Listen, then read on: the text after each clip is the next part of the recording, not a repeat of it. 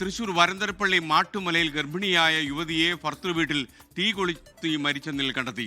മാട്ടുമല സ്വദേശി ഷാരോണിന്റെ ഭാര്യയായ 20-കാരി അർച്ചനയാണ് മരിച്ചത്. സൂരജ് സജി ടെലിഫോണിൽ ചേരുന്നു തൃശൂരിൽ നിന്ന്. പറയൂ സൂരജ്, എന്താണ് സംഭവിച്ചത്?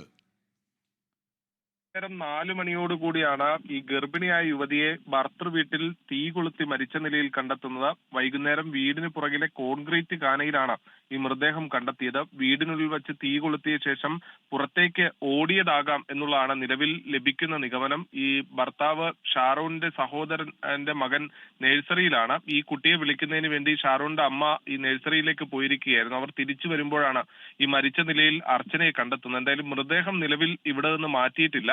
നാളെ രാവിലെ ഫോറൻസിക് വിദഗ്ധരെത്തി പരിശോധന നടത്തിയ ശേഷം മാത്രമേ ആശുപത്രിയിലേക്ക് മാറ്റുകയുള്ളൂ. എന്തായാലും സംഭവത്തിൽ വരന്തരപ്പള്ളി പോലീസ് പ്രാഥമിക അന്വേഷണം ആരംഭിച്ചിട്ടുണ്ട്. 6 മാസം മുൻപാണ് ഷാറൂണും അർച്ചനയും തമ്മിൽ ഈ പ്രണയവിവാഹം നടന്നത് എന്നുള്ളതാണ് പോലീസ് പറയുന്നത്.